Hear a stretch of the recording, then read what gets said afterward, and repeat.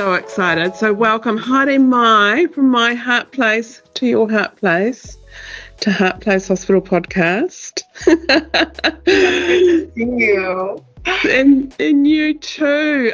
What I usually do to start is actually share with people how I've met the guest, so you, Meg Williams, and so it was probably exactly 2 years ago actually, and I had Dr. Bridget O'Brien come and visit Heart Place Hospital, and she's like, oh, there's this free online course, do you want to check it out? It's about sacred sexuality. And being the Reformed Catholic, very perimenopausal woman, I was like, yeah, I totally want to check this out. So Bridget and I were online with you, Meg, and just like did what I do best, tripped you up, velcroed against you, and said, let's collaborate. And I always think, I don't know, I think we're quite pioneers. There's a lot of collaboration going on now, but I think 2 years ago it wasn't so seen, so I feel like we're pioneers in that regards. And so I said to you, I'll bring the people, can you bring the program? And together our human design created Sacred Nectar, and I think we went through 7 rounds of Sacred Nectar, and still to this day I'd be interested to hear what you say. There's not too many moments that go by that someone says to me, Sacred Nectar changed my life. And I would have to agree, it definitely did that for me. And then I also got the opportunity to go through and do programs with you, so Goddess Alchemy and High Priestess. And it's just totally opened me up more so to what was already coming forth for me. So that's how we met, and I want to do your introduction because it's so delicious, and then I want to understand how you got from being an elementary teacher to what I'm now going to read out. So buckle up, that everybody. Right there is a great intro. Yeah. Buckle up. So the delicious Meg is an erotic leadership and feminine embodiment teacher. She is here, you are here, to activate the Magdalenas and the erotic temple priestesses of the Isis lineage. You teach the sacred truth of sexuality. You bring women home to their source. And from this remembrance, we open our channel to the goddess in alignment with our intuitive guidance. And you refer to it as the GPS, the great pussy in the sky. And reclaim a life of pleasure, turn on joy and vitality. So Meg, you're a certified holistic life and business coach through the Global Association of Holistic Psychotherapy, as well as a certified pleasure coach through Regena Thomashauers, New York School of Womanly Arts. And you guide women through the teachings of sacred sexuality as a means to access their astral wisdom and divine guidance through spirit. Women are a channel of the goddess, accessed through our womb connection. And in the past 2 years, you've worked with hundreds of women in person and online from New Zealand, Australia, the UK, the US, and Canada. And you've witnessed this massive wave of empowered women stepping into such powerful creative expressions of their truth. Wow. I'm like, yeah, that's it. Are you kind of like, is she talking about me? Yeah,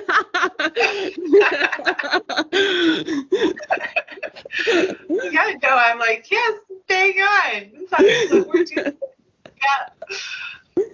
Yeah, so how I'd love to share, like, so I know, but I'd love to share with the world actually how Meg Williams got from, well, you can start wherever if you like. I mean, yeah.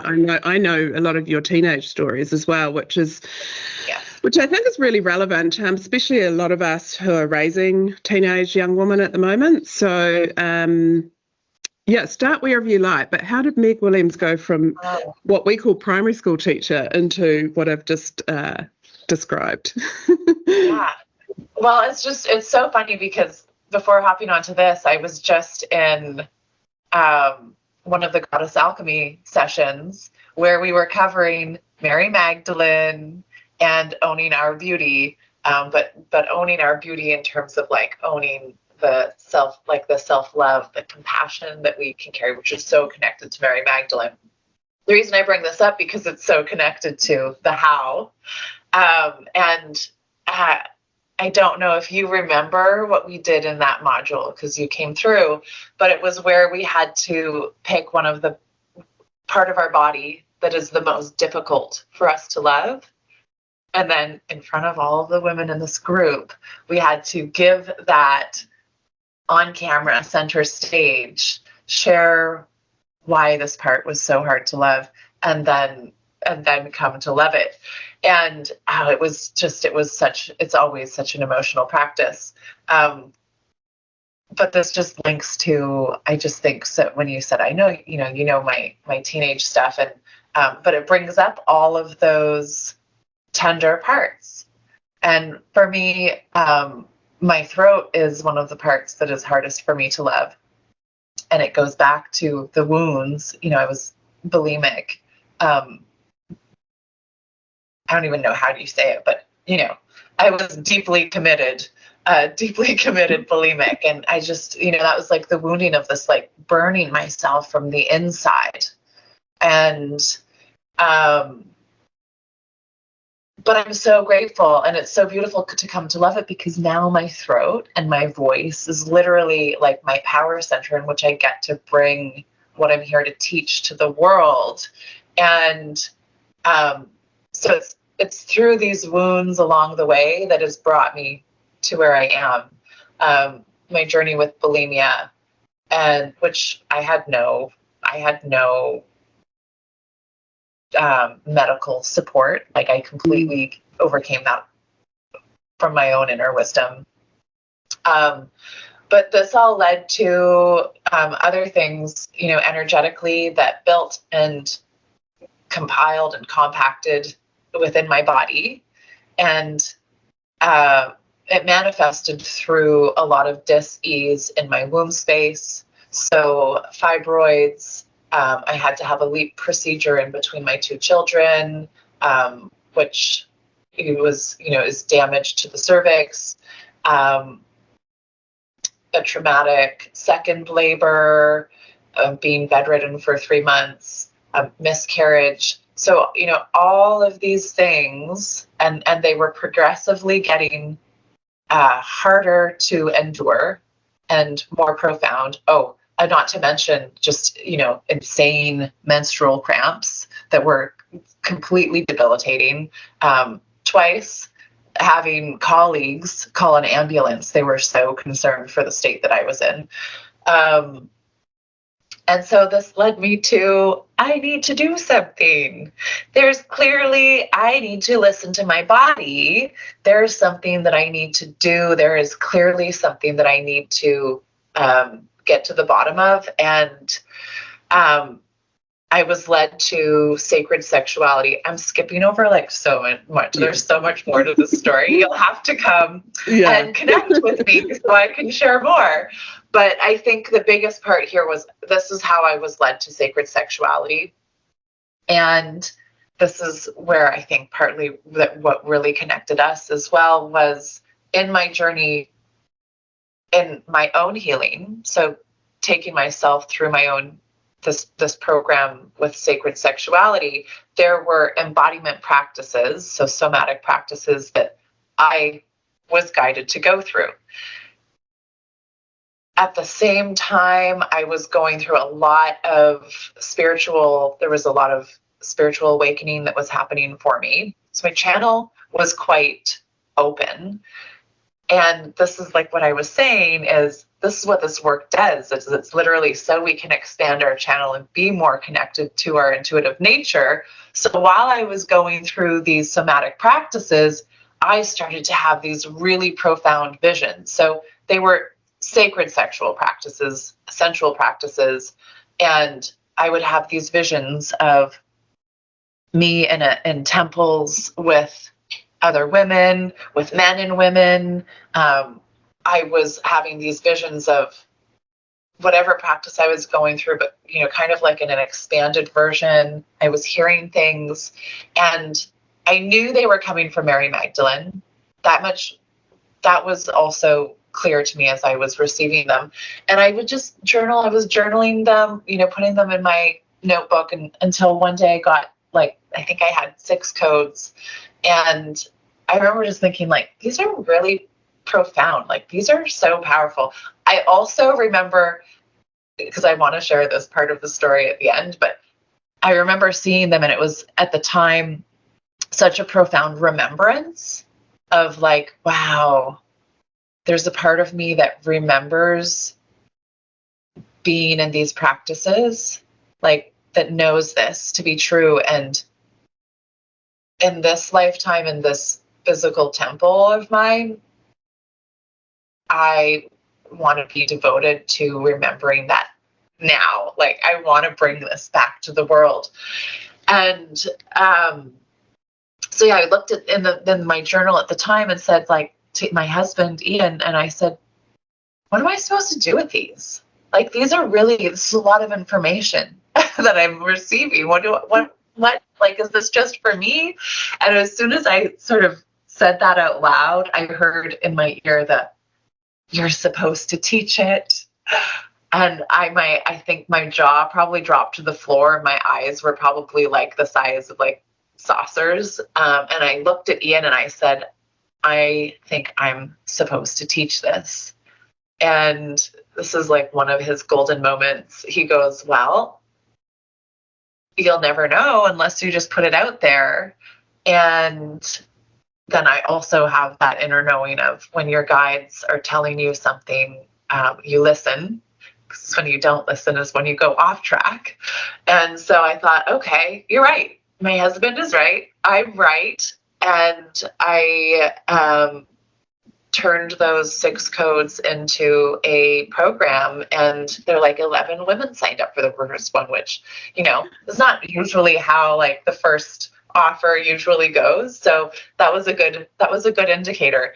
And I mean, that was 4 years ago, and, like, I literally just closed the last round of rose codes on Monday, and it is probably the deepest, most profound container that I offer. And it's went from 6 codes. Of course, more have come through, so I think there's 10 codes that we go over now. And yeah, just, it's so good. Amazing.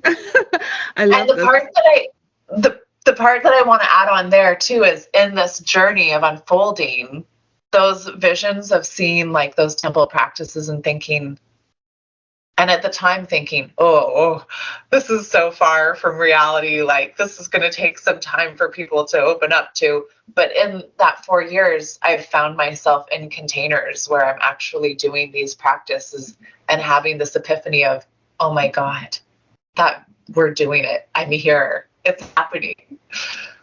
Yeah. Yeah, it's quite freaky.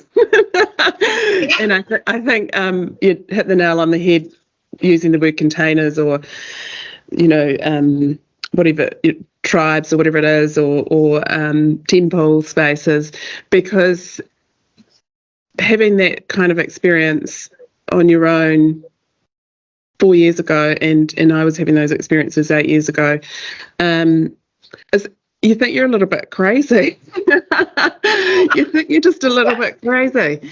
And so then when you find these others who are sharing these experiences too, you're kind of like, you too? You too? So I'd love to hear what that was like before you found the others, like before, like, what was that like? Like, you're smashing glass ceilings. You're what I call a change maker, a chain breaker, an earth shaker. What was that like? Obviously, Ian was supportive. Like, he saw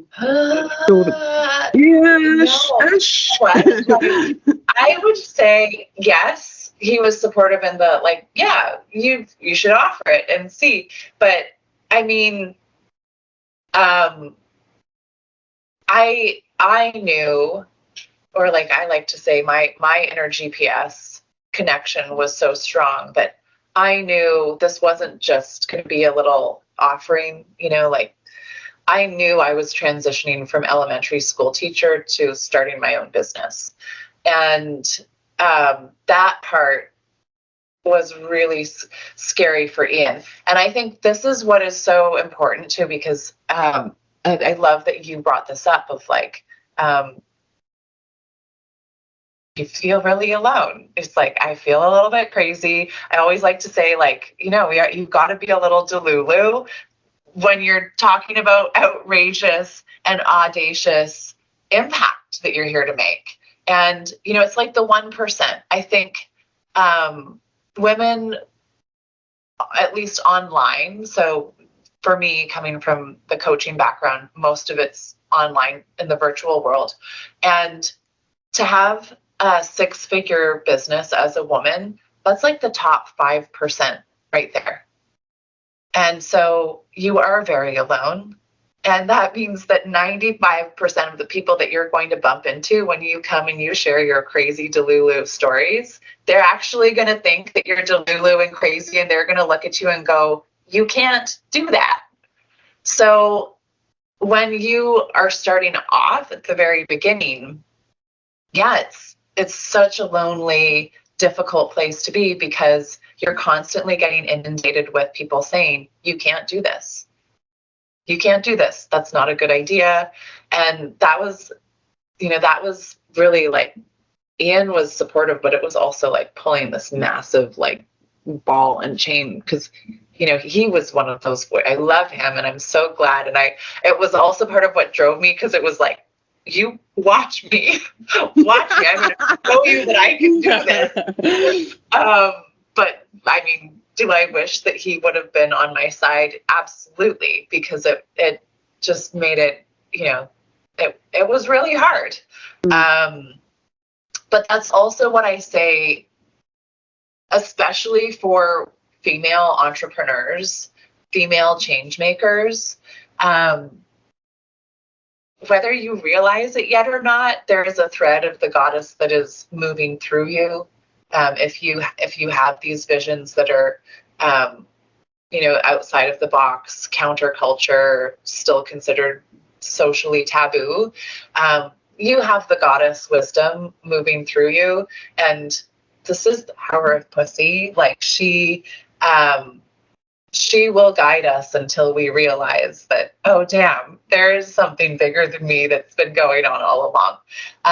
But is it really helpful once you tap into that? Yes, because then you're working in union, where things start to flow with a lot more ease. Then we could even talk about that, because it's simple. It's not easy. We need that tattoo, don't we? Yeah. So I guess what you're describing is the lone wolf. Yeah. But 4 years in now, that lone wolf has found other lone wolves, and what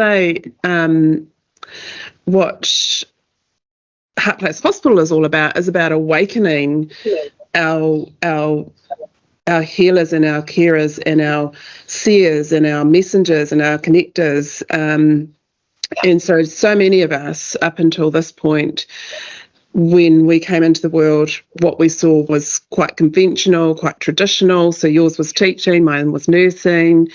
And now making sense of everything makes sense. Like if you kind of do a backwards look of life, and you're like, that's why that happened. And what I'm saying, because I'm loving how more and more female entrepreneurs are working in a real feminine business way. So there is less and less competition, there's more collaboration, so and there is no hierarchy, there's more of a circle mentality. And so often we know the same lone wolves that are all coming in, and so it's beautiful, because we can kind of go, actually, and that's sort of where Heart Place Hospital comes in, is I intuit and I go, you need to go to Sacred Nectar, you need to go to Meg Williams. And I'm thinking of one one woman that came in, she came to me and she's like, I've got high blood pressure.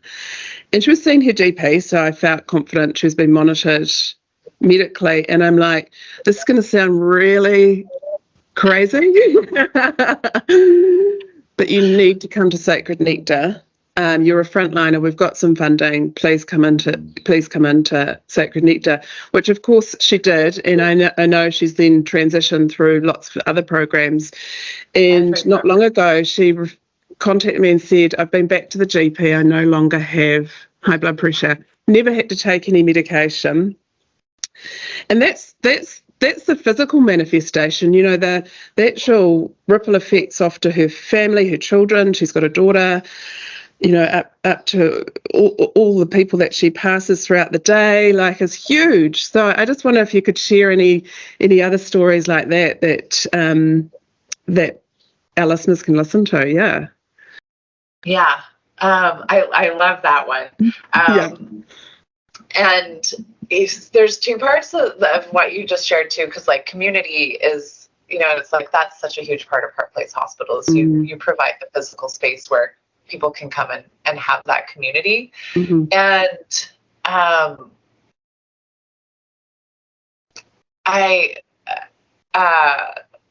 just torn because I'm thinking of so many things, but I know that the physical transformations are really powerful.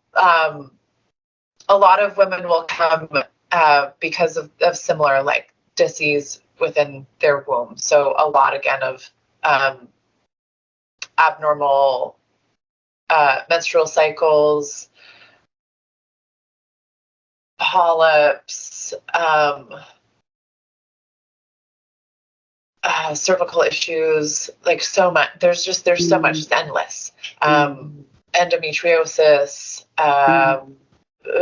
birth trauma. Like a lot of women are coming in just because of those experiences that have created some form of disconnect. I mean, I'm working so much with women now where this is the energy of what they notice is their traumas are influencing them from being able to, you talked about with the glass ceilings earlier. And so what I attract and the women that I desire working with are women who are growth oriented, this growth oriented mindset, recognizing that the goddess is always expanding. And, you know, women will come into my space being used to like, you know, expansions happening like over weeks, months, like long periods of time. Whereas once we work these tools and these practices, oh yeah, like so fast, it takes off. And it's like overnight. It's literally overnight. I had one woman the other day who was sharing her desires, because that's one of the practices that I think is the most profound. And so she sends them to me. She sends me her brags, her gratitudes, and her desires every day. And she sent me these desires. And this, I mean, it was business oriented, but that's her glass ceiling, is wanting to expand into the next level with her business. And she'd said something like, I desire for women to sign up for my 8-week program. And 21 minutes later, she sends me a message going, I just had a stripe ding, and this woman just signed up for my 8-week program and a 1-to-1.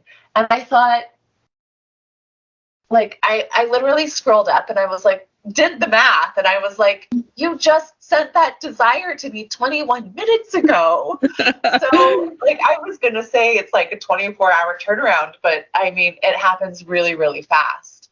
And these are the sort of things like, you know, the glass ceilings and those desires are the outrageous and audacious side of where we want to go in our lives. And if women have trauma, especially related to the womb,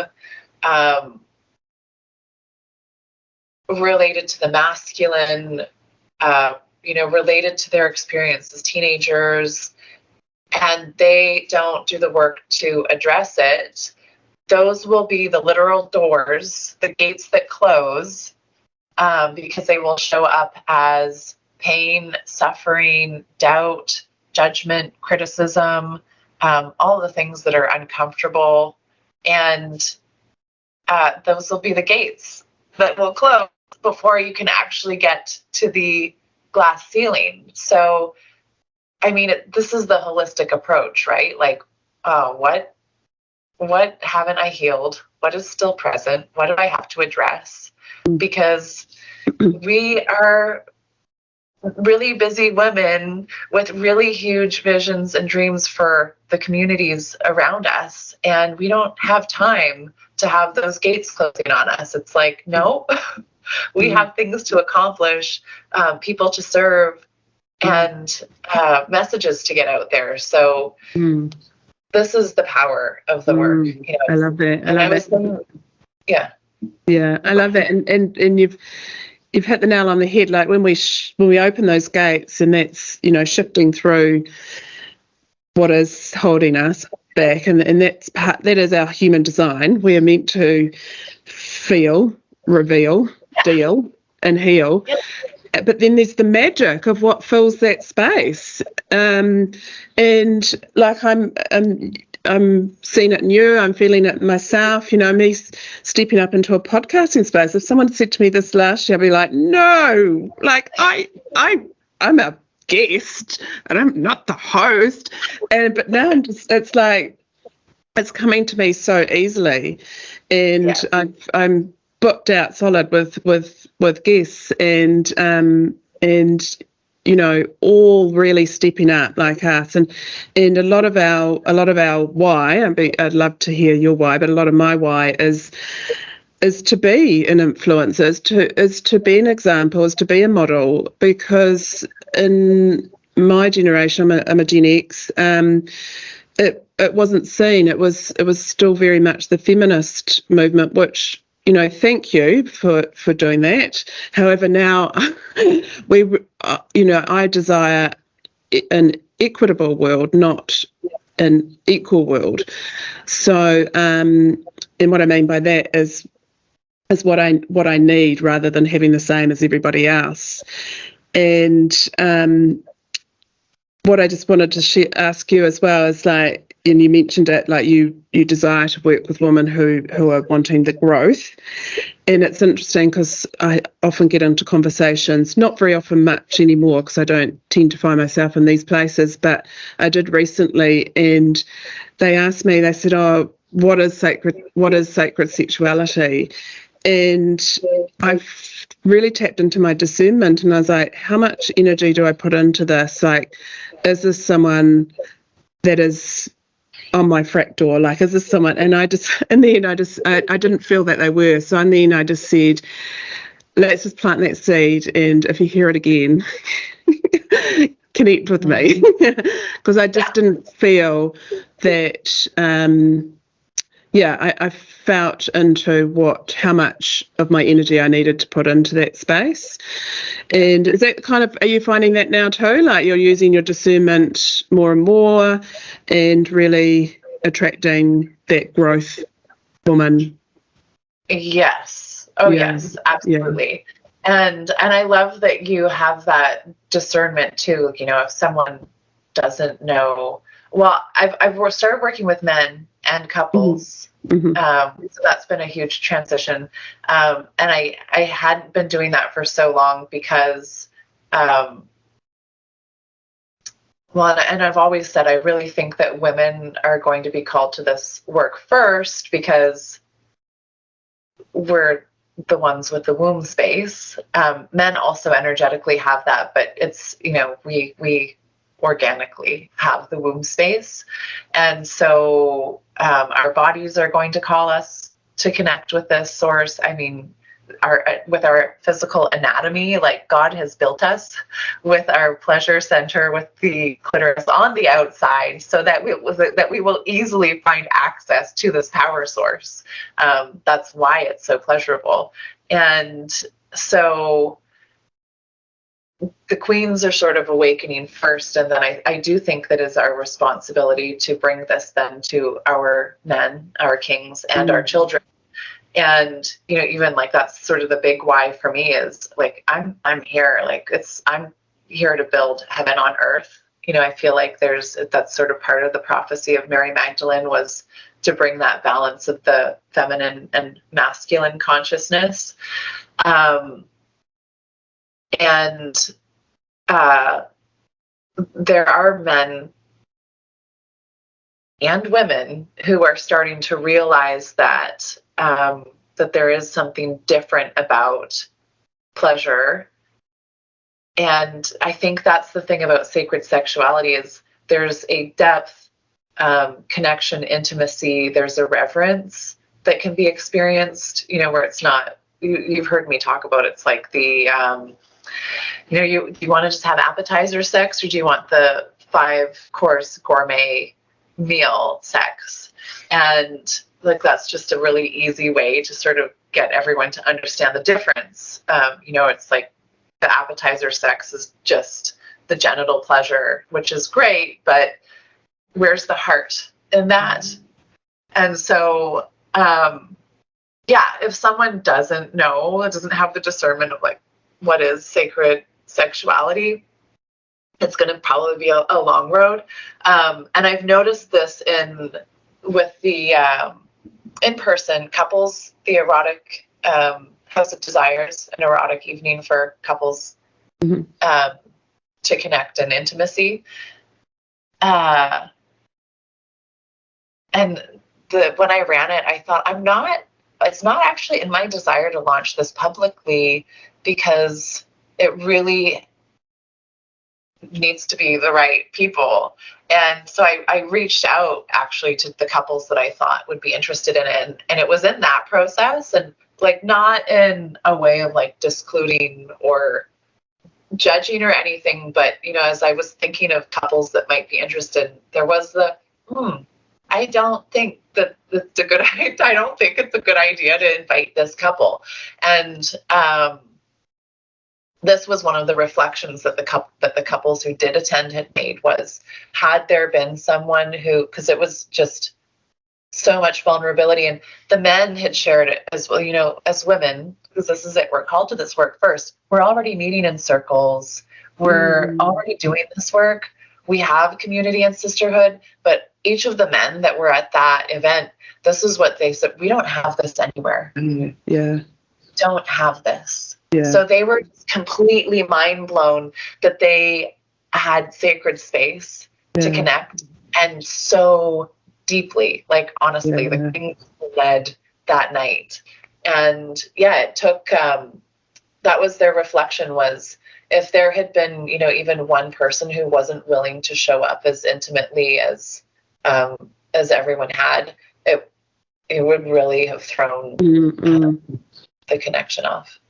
Yeah, I really think about these men, because we, like you say, we've had spaces where we can connect with other women and really share, and more and more and more they're so safe, you can show up in any which way, and I'm loving it in circles that we create where we're having a range of ages, and they show up just so vulnerably because it's safe. Whereas that's why I started creating Heart Place Hospital, because when I needed it most, it wasn't safe. I had to hide, because my role was at stake, or my reputation was at stake. Whereas these spaces that we create now, that there is none of that. It's totally safe. But I'm going back to the men, and I think, gosh, in their DNA, they saw their mothers, their wives, their daughters prosecuted through the start of patriarchy, and so their wounds are real as well. And for so long, I've heard women really diss and put down men, and it's just so delicious now, so divine, delicious, and as it's meant to be. Hearing more and more women speak highly of their men, and it's us, as we step up and remember we repower and remember that we're the receiving energy. We're the receiving energy. So we're the being, and they're the giving energy. And gosh, I mean, just that message alone for women, and I know it's simple and not easy to action, but once you embody that, once you do practices with like what Meg offers, then you have that space to actually go, don't forget, I'm receiving. I'm receiving. And the more and more of us, it needs a revolution. We need to all get on our brooms or all get on our horses. And one of my visions that I always saw was women on these horses and men riding on the outside of the horses. And now more and more the in-person things that we're providing, like my husband Sean, he's an ecstatic dance DJ, so real like white cis male Kiwi, and showing up in this role as a space holder, and we're attracting men, we're attracting more white cis Kiwi dudes, and blowing their minds, and that's the thing that I love at the end of whatever we've got, a circle, breath work, whatever it is, shaking yoga, whatever we've created, and they just often they have a release of emotion. In fact, almost every time, and then I wait for it, and they go, my mind's just been blown, and I'm like, welcome home. Roll the red carpet out in front of them. We're here. Yeah. And that's some more. Like, I loved your heaven on earth. I love. I'm a Magdalene, and I love how Mary says that, and just more and more and more, and just witnessing it, and but there's some more, like let's everyone have the opportunity to at least experience it, and step back into your sovereign being, and you can choose if it's for you or not. But Heart Place Hospital is very bespoke. We will meet people where they're at, and that's where Sacred Nectar has always been so good, because it's a really great entry. But what's super exciting, and I just want you to share what is in your heart place right now, and what is cooking, and what is coming on down under. So Meg's coming to New Zealand. I am, finally. Finally. 4 years in the making.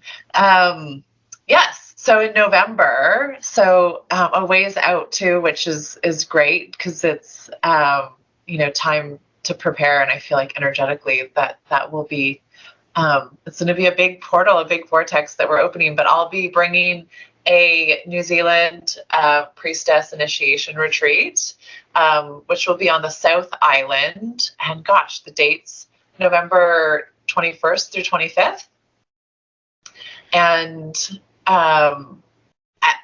it's just, there's so much, it's funny, it's so far out, but there's so much momentum. It's already, I just dropped the down deposit link out on Thursday, and it's already half full. So there's space for 15 goddesses, and I'm really excited because, I'm going to share this because it's, I feel like it's such a huge energetic for the container. Mm-hmm. But in 2020, a sister goddess of mine, also an incredible coach, Corey Taylor, we did a meditation where we channeled the spinal column of Gaia. And as we channeled the spinal column, of course, we aligned the 7 chakras. And New Zealand was the root chakra, which makes so much sense because Eoterra, you are the new earth. Yeah. And the powerful dragon energy of the islands.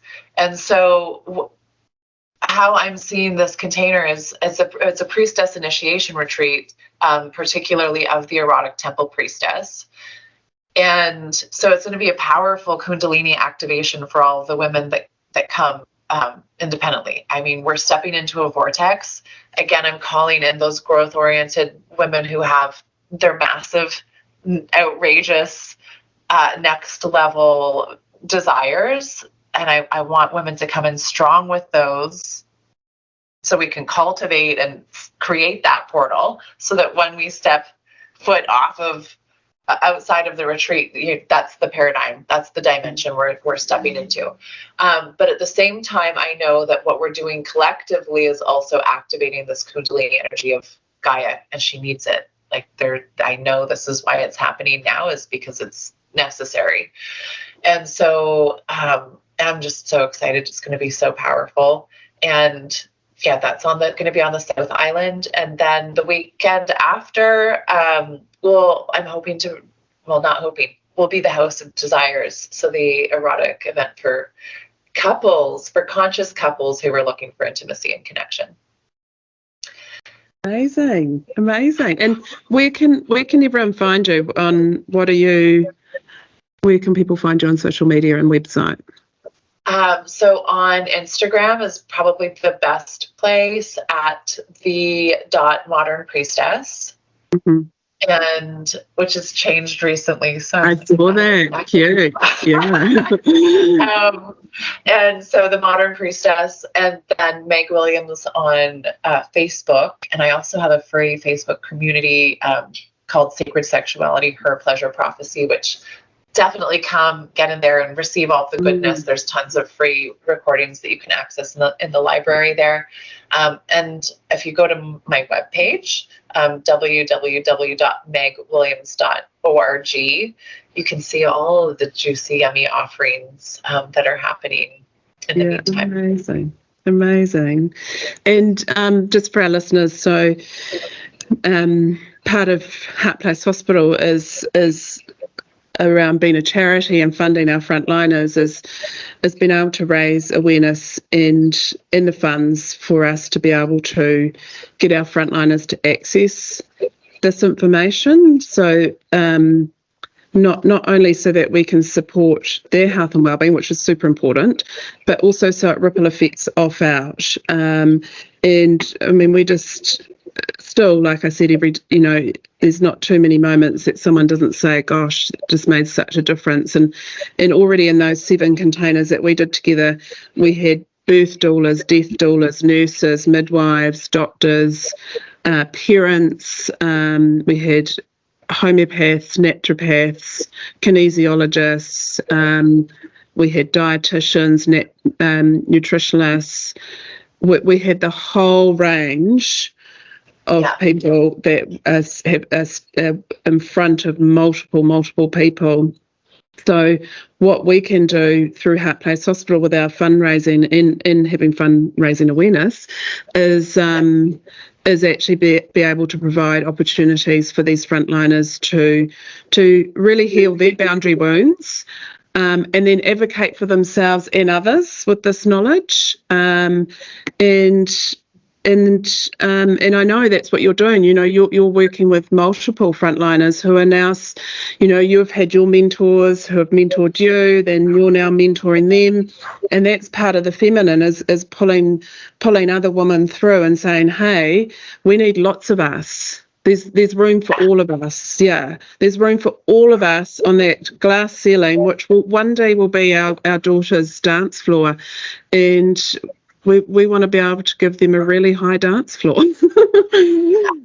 Well, and this is it, and it's multiple glass ceilings, and community is everything. And like so many frontliners, but like, even you, like Heart Place Hospital needs to expand so exponentially because you were there to support so many of these frontliners to find like freedom and for them to have the space to grow and expand into everything that they're here to cultivate. And like what a list of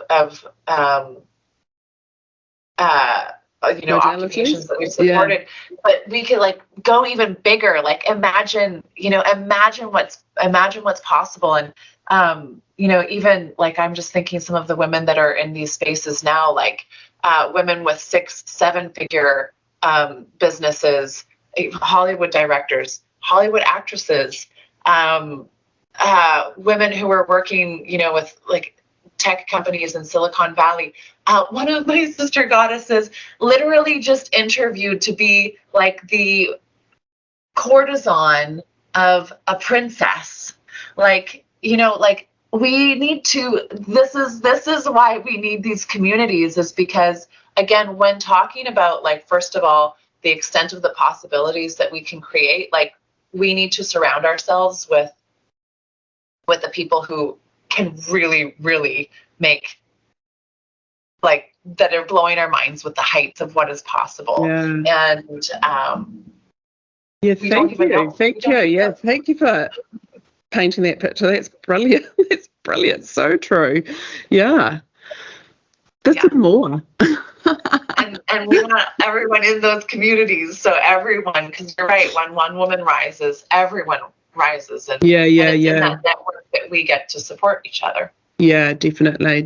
Yeah. And I'm loving hearing the stories of parents with younger children and really creating ceremony to have open and honest discussions with them, whereas a lot of us Gen Xers were quite raised as seen and not heard, and so now we're opening it up for the next generation. So it's not the now, it's also the it's the future. It's the new earth, and so much awakening going on that there's space. Like I said, there's space for more and more. So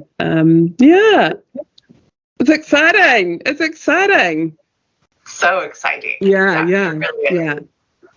And I just have to say, like, I love that you are doing this podcast. When you said earlier, and you're like, I would never have thought I'm here, but I would have thought you would be there. This is perfect place for you to be. You're made for this. I agree. Thank you for seeing that. I see it too. And I was calling it. I was like, would someone give me a microphone? And then I just went, duh, go get your own. Someone give me a mic. Yeah.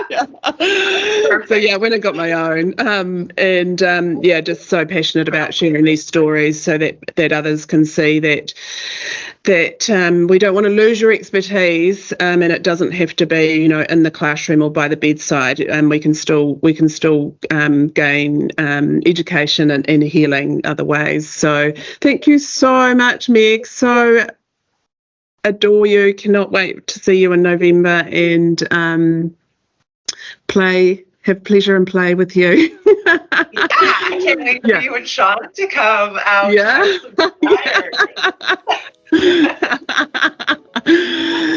Thank you, beautiful. I'll see you soon. Yeah. All right. Okay. Bye. Bye, Queen.